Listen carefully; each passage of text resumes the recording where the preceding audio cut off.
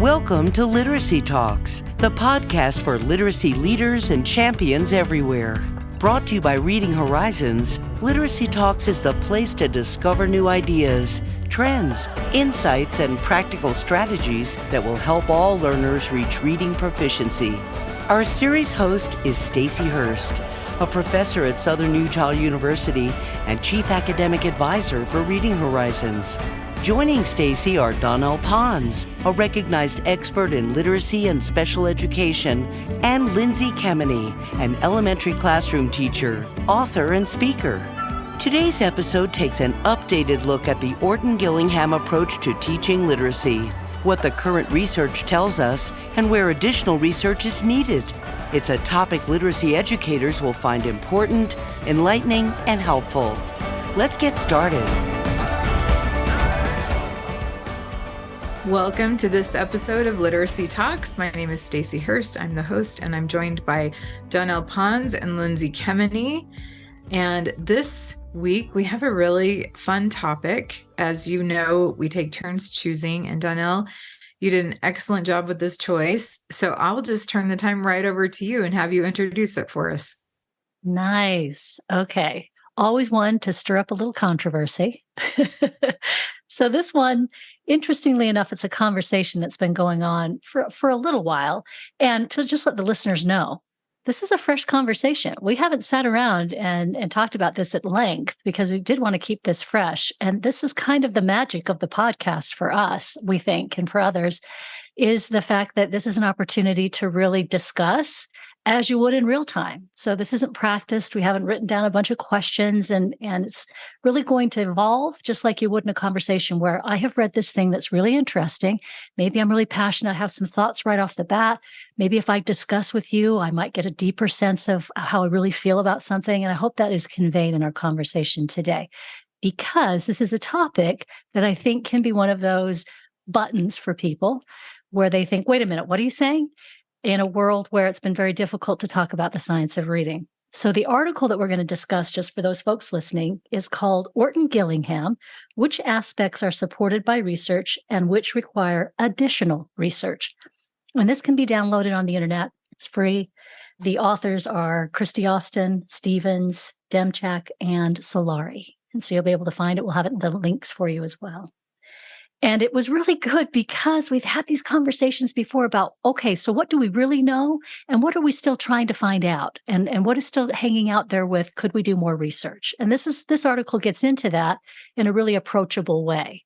So first off, I just want to remind folks that we are not saying that this is not a good thing. Orton-Gillingham is not good. That's not what we're saying here. And that's not what the authors are saying either.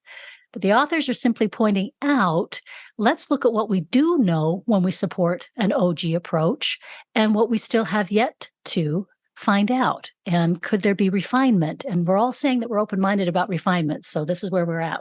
We're open-minded. Let's remember that the Orton-Gillingham approach is a direct, explicit, multisensory, structured, sequential, diagnostic, and prescriptive, that's a lot of descriptions, way to teach literacy when reading, writing, and spelling do not come easily to individuals, such as those with dyslexia. And that's a quote right from the Orton-Gillingham Academy. So that kind of lets you know as a listener, okay, what exactly is that definition of OG? That's where we're starting with.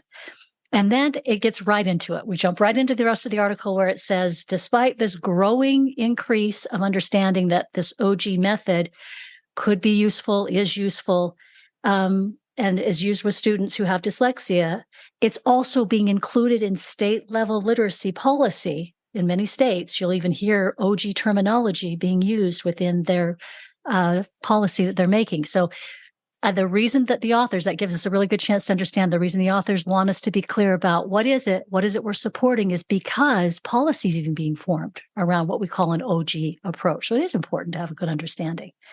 And what we jump into right away is that there's mixed findings about it right away, right? And that's kind of interesting for folks because I think we just take it on face value and say, oh, it's fantastic because I've heard so many good things about OG. What do we really know though? And it's saying that they've even done some meta-analyses to find out what other research, where does it converge? Remember, that has limitations too, because you're looking through a different lens when you do that. But even that has shown that there's some questions that we have, some things that we should look at. And so I'm going to ask Stacy and Lindsay, for the two of you, to jump into this conversation when we get into kind of talking about their setup or premise about the research that they've looked into.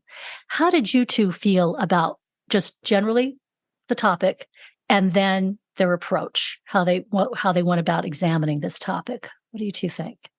Well, I'll just be really general to start with, because my experience, and we've all used OG-based approaches.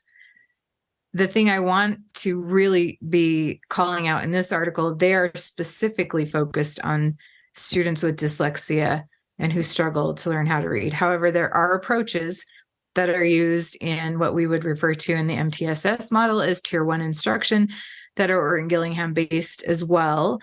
So I think that's important to keep this in mind, because when they are talking about policy, sometimes those recommendations are for Tier 1 programs. And I think it is important to note that I was navigating this whole article on two levels, so to speak. It really confirmed a lot of thoughts that I've had in my practice with Orton-Gillingham based approaches. So there was that. I was looking at it as a researcher, and then I'm not a researcher, but like as somebody who reads and consumes research, and then also as a practitioner. And so I think there are some important distinctions there, but I really appreciated them calling out the research about it, because this has been around for a long time. I think I've even talked about on this podcast, I attended an IDA conference where one of the researchers who'd done previous study on this said, I know this is not going to be a popular topic. And so it was right away, like, to your point, Donnell, very controversial in that room. I was sitting next to Barbara Wilson, even in that session. We were really curious as to what this person had to say. So this has been around for a long time. What I appreciate about these authors is their meta-analysis, and they're very formally calling out, we need some more research on this. And so I really appreciated their references. And Lindsay, how about you? Yeah. So I'm really grateful for the Orton-Gillingham approach. When I learned about that, I mean, that was my first introduction to systematic and explicit phonics instruction. And I think Samuel Orton and Anna Gillingham were doing this before a lot of other people. They were doing some really excellent things. The thing is that we don't have good research right now on Orton-Gillingham. So even the kind of, I guess, the bigger meta-analysis that came out a couple years ago, that was Stevens and others, those authors, they said one of the limitations of that study that a lot of people refer to, they'll refer to the study to say, see, Orton-Gillingham isn't helpful. But they say in the limitations of that they didn't have a lot of good quality studies. They didn't have very many, and the ones they had weren't very rigorous in their methodology. Right. So we still need good research. And this specific article we're talking about today, I love, because it's going to tell us in clear, succinct language which parts of the Orton-Gillingham approach have a lot of research behind them. Because guess what? There are parts that have a lot of good, solid evidence, and which parts do not. And so it's very helpful, I think. That would be applicable in any setting, right? Which is, to your point, I love that it's such a useful article. The other thing they called out as a limitation in all of those studies was the one we have in a lot of studies when we're talking about efficacy of an approach, and that is fidelity of implementation. So I think that's important to note too, as we have this conversation. Yeah, that's in my notes as well to bring out, is that fidelity. I also, to your point, Stacy, in talking about where we see OG or the OG approach being used, and we talk about with students with dyslexia, they point that out, and I read that in the beginning quote when I pointed out the different parts, and we'll get to those parts. It's, Lindsay, you alluded to those as well. But what I find interesting is most students that I know who have dyslexia never get identified. So they don't even know they have dyslexia. So I think that is that part where you see a lot of OG pieces showing up in a Tier 1, because we have a lot of students who are struggling in a Tier 1 setting, and they're never going to get identified. they don't struggle enough to end up receiving additional resources in perhaps other areas. So I think this is an area too that we need to keep front of mind, is how that is still not a great terrain for the student who has dyslexia, who goes to a public school. It isn't straightforward as to what kind of services that student will end up receiving, right? How they're going to interface with the system. So this is all really interesting and should be at play as we talk about it too. Okay, fantastic. Let's keep moving. We're going to go just straight along through the article. So if you've got a copy in the time that we've been talking, setting it up, you downloaded one or you've got it up on your computer and you're taking a look, this will be fun for you because we're just going to move right through it, straight through. And so that first page is kind of the introduction. We talk a little bit about the background of how they're deriving the information they have. And then page 6 is just that next page over. They also get into the fact that they have critically analyzed the approach and practices that were embedded within a program that were supported by scientific research. And the purpose of articles that have come out in the past is to describe which instructional techniques included within the Orton-Gillingham approach are evidence-based. And I think that's getting to what Lindsay was talking about. There's some really good pieces, and we're not tossing those aside, but rather this is a good opportunity to clarify what do we really know works really well and what do we still have questions about. So that's where we jump right into which aspects of the Orton-Gillingham approach are evidence-based. And that is at the bottom of the page on 6, and it says, many of the defining features of the OG approach are supported by extensive scientific research, including direct and explicit instruction with scaffolding, structured and sequential instruction, and diagnostic and prescriptive instruction. So those are 3 pieces they name right away that are supported with evidence. And let's get to that first one, direct and explicit instruction with scaffolding. What do you guys think about this? First of all, what do you think about the fact they call it right out at the beginning, and that's where we start? Yeah, I think this is the majority of a lesson is this, so it's kind of the biggest chunk of the lesson right away. We see, hey, there is evidence to support this. We hear explicit over and over, don't we? Explicit instruction. If these children would have discovered it, they would have. Like, if they could discover it on their own, they would have. So that's why we don't want to leave things to chance. We want to say things as clearly, succinctly as we can for these students. Yeah, and they use the term direct and explicit instruction, which is highly research-based with a lot of evidence towards this approach. But there is a plethora of evidence for direct instruction with the capital D, capital I, as a very specific approach in teaching reading. I think one other thing, not to put too fine a point on this, but a lot of the aspects that they're calling out as evidence-based and effective are indeed been proven effective over time in multiple settings. So again, the focus of this article, they keep calling out intervention and students with dyslexia, but the aspects of the Orton-Gillingham approach that are so powerful and have been proven effective in many different settings.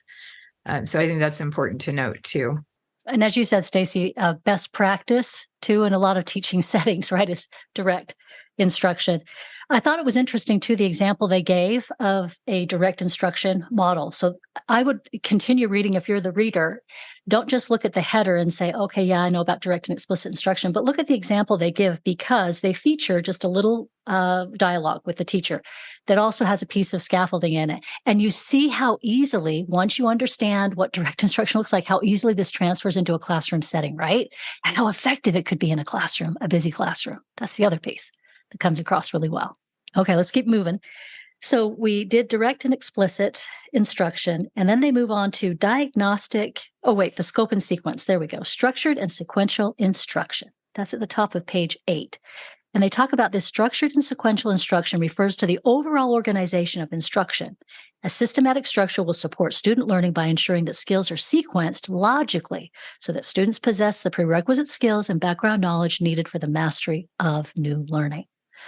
Okay, so what is your feeling about this aspect of it as well? And what have you seen in your different settings as to how people understand or interpret this? Honestly, when I taught phonics before I learned about all this, I've said this before, I wasn't really teaching phonics. I thought I was, but I was just facilitating these activities and I didn't have a scope and sequence to follow. It was just, what word is hard and coming up in this book? So, okay, I'll do that. I'll teach that phonics, whatever that word chunk or something, And so that was new learning for me to say, okay, I'm going to take all these phonics skills. Look, can be an order. There's not one perfect order, but we want to go from, less complex to more complex, more frequent spellings to less frequent spellings.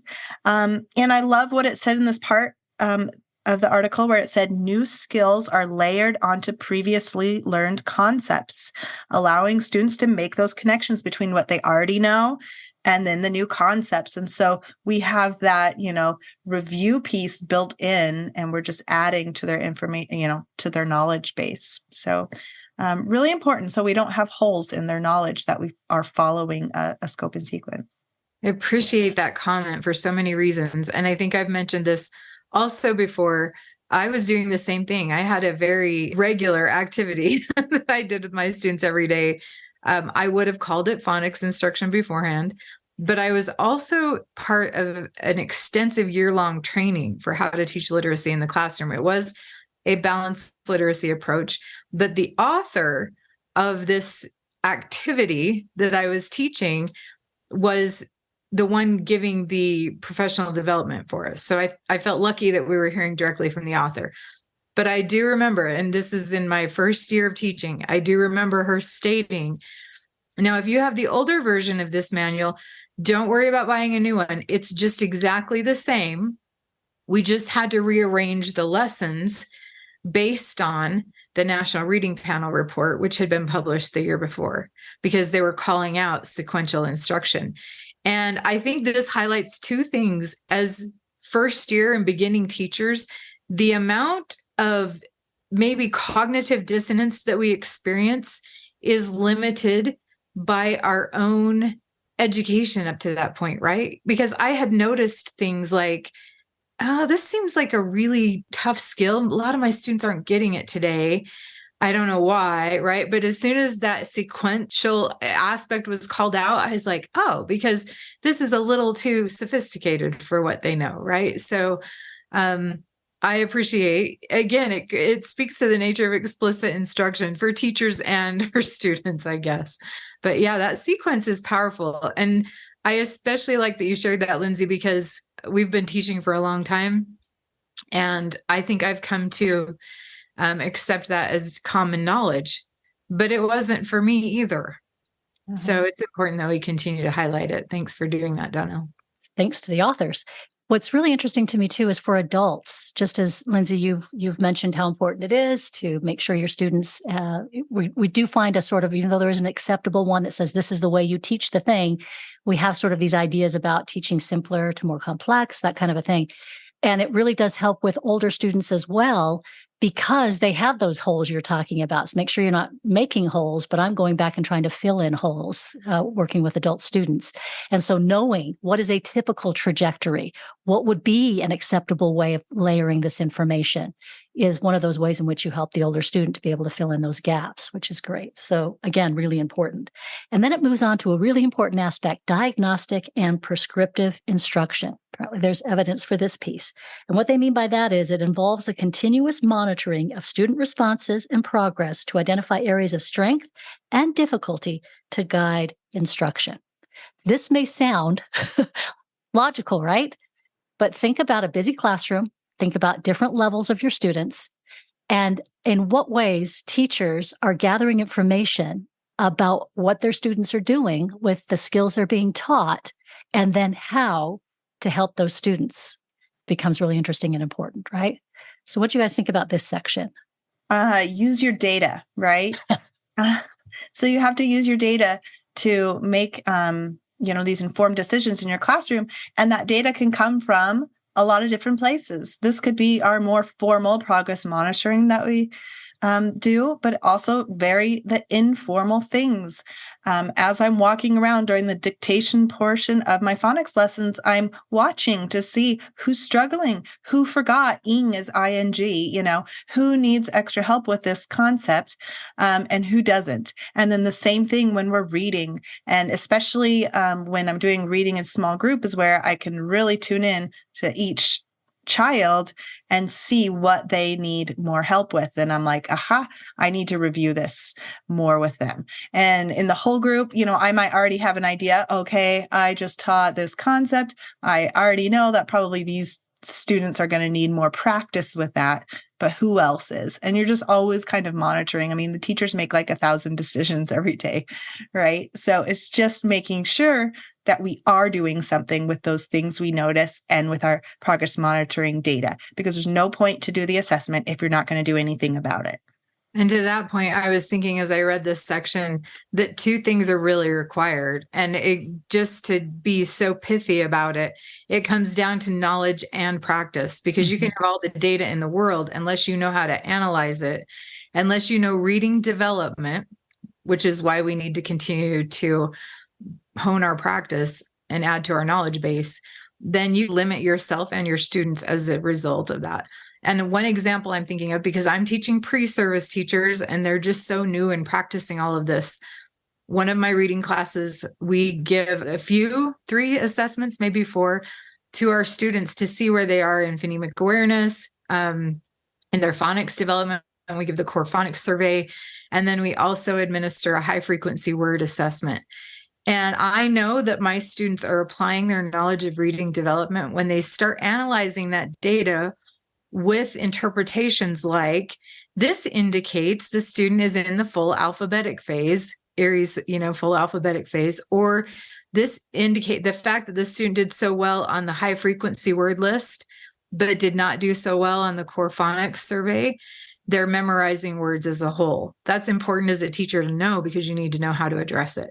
So I don't think enough can be said about diagnostic and prescriptive instruction. There's a lot that goes into being able to do that well. And I think as teachers, we get better and better at that, the more we increase our knowledge and continue to apply it in practice. I love this whole discussion. And I love, Lindsay, you pointing out the many ways in which we can gather that data, that information. And then, as you said, it's don't even bother if we're not going to do anything about it, right? And with the information. With adult students and working generally one-on-one, what I find really interesting is that there are many opportunities within a lesson to pivot. So that's that piece, Stacey, that you've talked about, is knowing what to do next and being able to do that when it needs to happen. Not saying later, maybe I'll think about what I could do, but we're making decisions. And Lindsay, you said 1,000 of them at least in an hour's time, right? When you're a teacher, that you need to be able to have those ready to go. And I think oftentimes when I hear that toolkit, teachers have these giant toolkits, put it in your toolkit. I picture a toolkit and I see somebody searching around for that thing they can't find in a disorganized mess. No, what I see teachers doing is strapping on a tool belt, and they've got the precise tools that they need for that activity on the belt. That's what I often think of when I think of teachers. We're not digging around in a box. I haven't got time for that. But I have on my belt the things that I know are most useful and important, and I'm moving. I'm using all of those things, right? You don't see somebody carting around a tool belt with a bunch of tools they don't use. Everything on that belt is vital and important. And I see that for teachers too, is that they have a lot of skills that are vital and important that they bring to that teaching experience every time they're doing it, which is really important. But you only do that if you know what you're looking for and you know what to do with it. So that's really good. Love that. Okay, so we get to the nitty-gritty at the bottom of page 8 where it says, which aspects of the Orton-Gillingham approach require additional research? Now, I love the way that they said this, guys. They were very diplomatic, so we can be too when we accept the information. We can say, all right, okay, there could be some things that maybe need some additional research. What could those be? And so they put a good little background on it and say, it's important for us as educators and policymakers to understand which aspects of anything, particularly a program or approach, are empirically supported and are not. Lots of decisions are being made at schools, right, in buildings about what do I use, what's the best thing to do. And this is a really great way to do this as well, as following this little outline.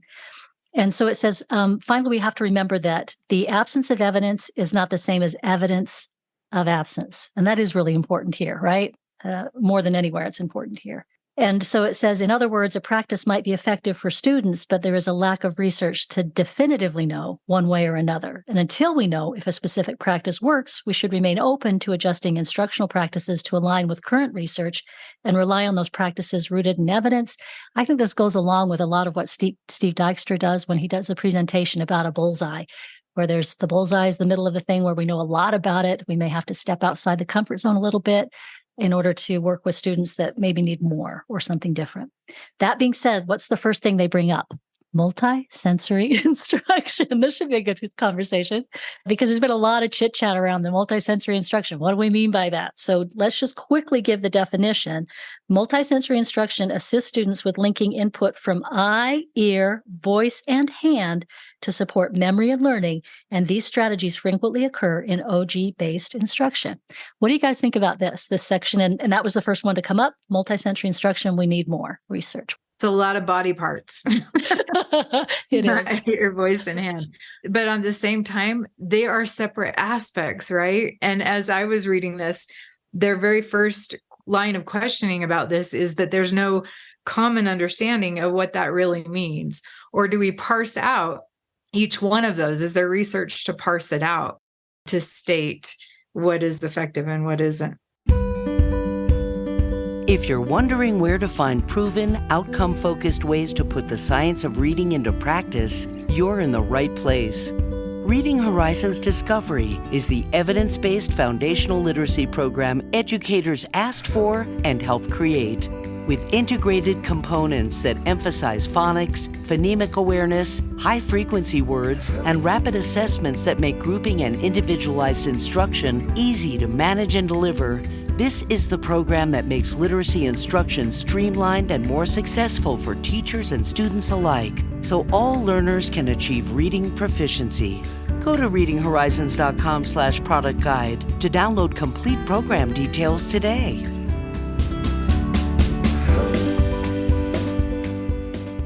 Okay, so I like, to me, it makes so much sense. This, like, the Orton-Gillingham talks about the language triangle, and you hear it, you say it, and you do it and see it or whatever at the same time. I see so much value in that. And then the question really comes, what about that tactile piece? Because you do those things like, write the letter in sand. And there isn't research that says that's a great way to do it. There's not research that says it's ineffective. Right. So when I teach the letters of the alphabet, when I'm teaching letter formation, I do like to use the sand, and I have little sand trays and I use them in my small group table. But I know there's things I know. We don't have research for it yet, but I know that for a lot of my students, they love it and it makes them focus and get excited to practice letter formation. So to me, I see some value in it holds their attention. But I'm very careful with it because I don't want it to be a waste of time. And this could be something where if it takes a long time, now it's ineffective practice because you're wasting time and not getting to other things in your class, right? So for me, it's a little on the line. So I do it in my small group I do it when we're learning our letters. And at this time now in first grade, I don't do it anymore. At the beginning of the year when we were working on letter formation, I would. And again, it was really fast. So sometimes I hesitate to share it because I'm like, boom, boom, boom, trays are out. I say they're like, A spells and they put it in I'm like, and they're like, F spells and they're doing it and it's quick and I don't feel like it's a waste of time. But where I think the management of it could definitely cause an issue. And then you're wasting too much time doing something that doesn't have research behind it yet. Yeah. I love those thoughts, Lindsay. And, it's interesting too, because I think it was Lucy Hart Paulson. I was listening in on a conversation about handwriting, and skywriting came up because that's another one, it comes up.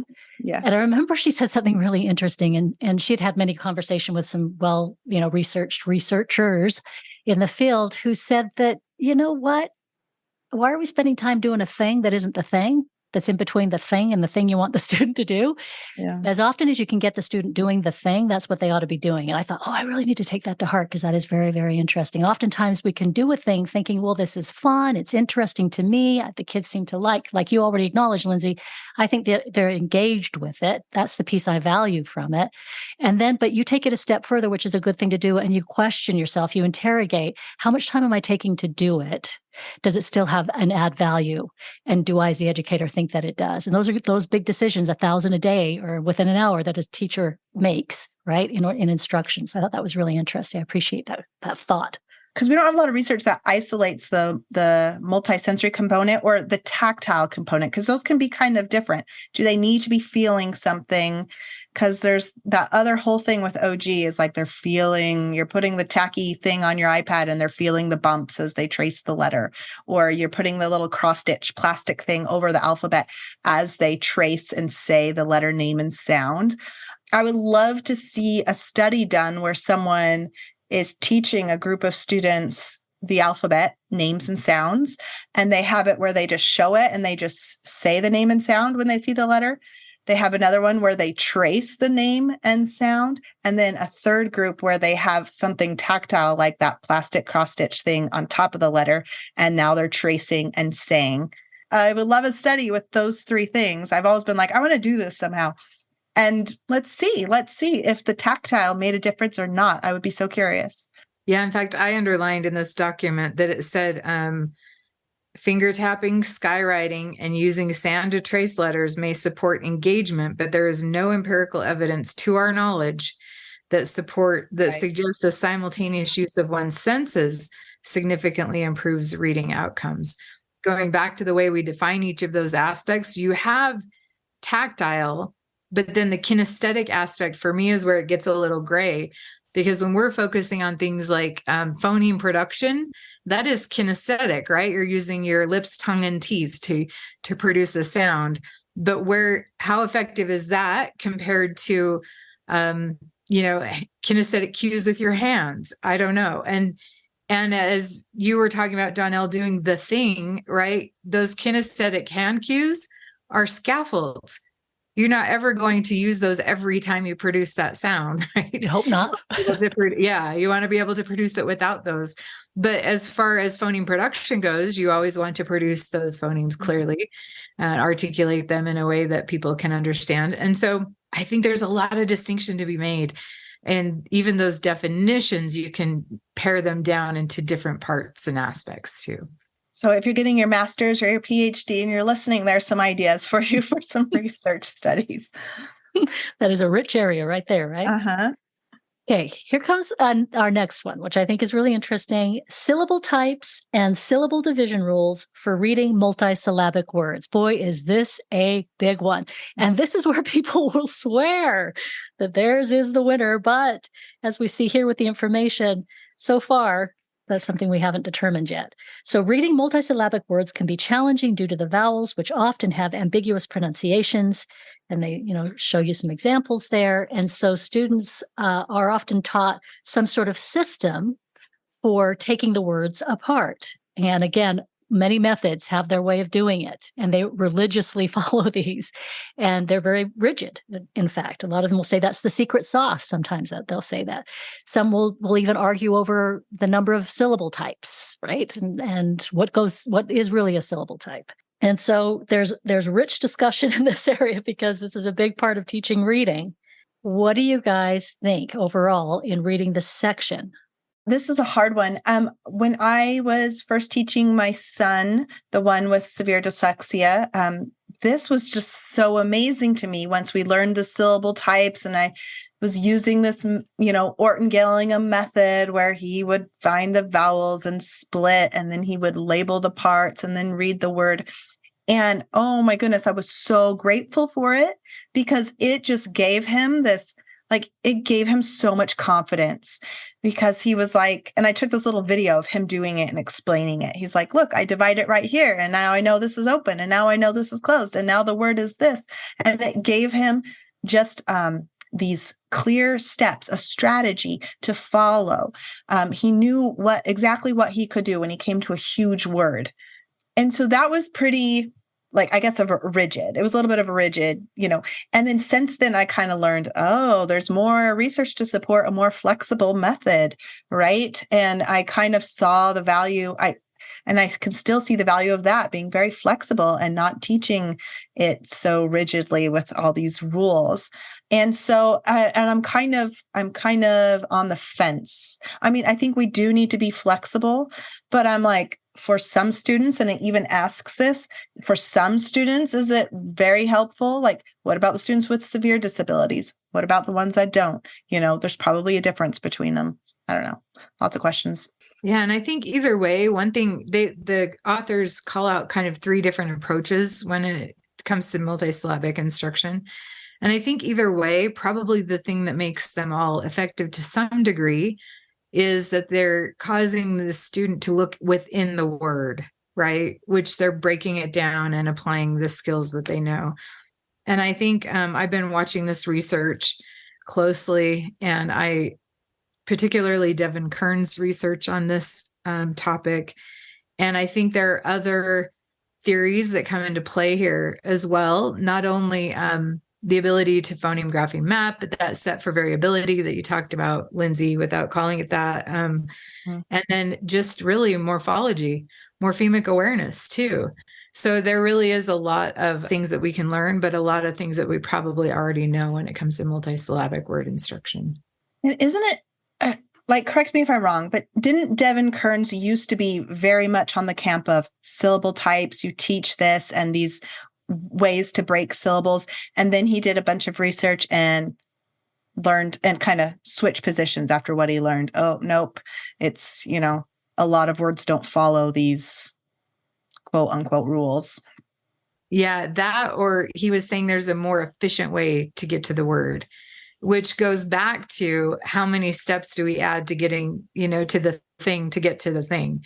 And I think what I've understood from his research is that there is a better way probably to do it, where we don't have to spend so much time instructing on all of those syllable types in the same way that some of us have been doing. So it seems helpful maybe to get them started. You start with something, okay, look, there are 2 consonants we can split. If there's one, it's going to go either way. And then you just, they kind of take off from there, right? Lindsay, it's interesting you should bring this up, because this is more where I'm falling these days, working with, like I say, most of the students I have are older. They've struggled for years. Many of them have dyslexia, never diagnosed. That's the population.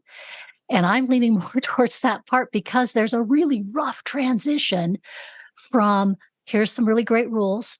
But then I unleash you on text where it's not controlled for these things that I've taught you. And so it looks really great when I am controlled.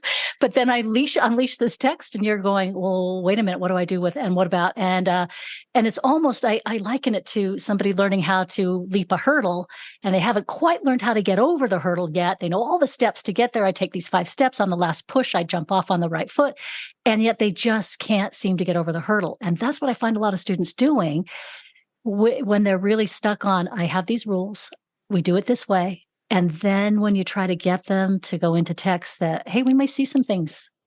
And it's that transition from one to the other. And that's where I think, because like I say, with both of you, I agree entirely. There's got to be a place to start, build confidence, give me something. Because obviously, if I knew how to do it, I'd have been doing it, right? That whole conversation we've been having. So yes, I see the value. And clearly there is some.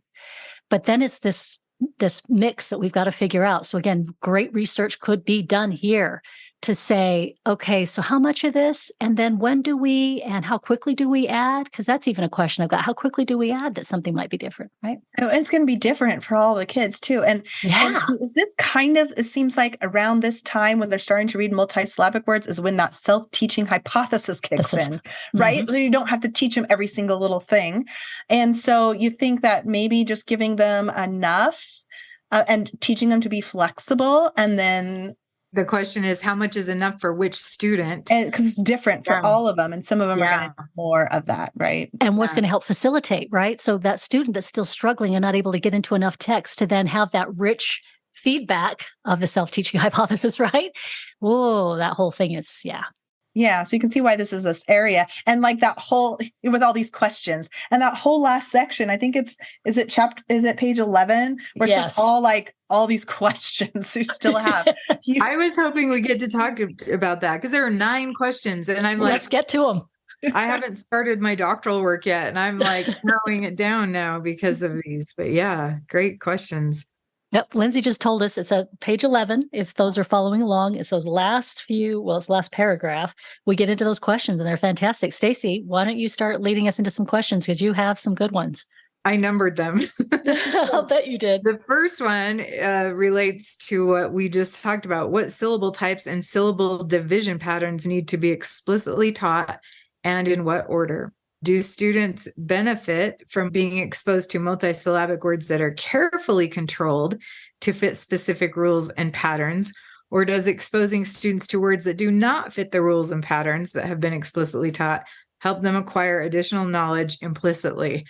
Which is everything we just talked about, right? And then they did talk about to what extent do the various approaches for breaking apart multisyllabic words into parts or syllables promote effortless and efficient word recognition, which is the thing we keep referring to. And then, and so we have discussed all of those. Maybe the fourth question is a little bit newer to this conversation. Does memorizing rules and patterns tax some students' working memory, interfering with accurate and or efficient word recognition? Particularly among the older students, one thing I've been toying with and thinking a lot about is having them rely more on the text rather than word by word. Because see, what we're really teaching in many ways is a word by word analysis, not a whole, well, we can get into that too, but a whole meaning of the sentence, of the paragraph, of the page. And that's oftentimes you'll see students really falling down as it never grows into that space. It never grows into really understanding, because we're not reading just to take the words apart. We're reading for understanding, right? I want to know something, I want to learn something. And the other question they ask related to that is processing speed.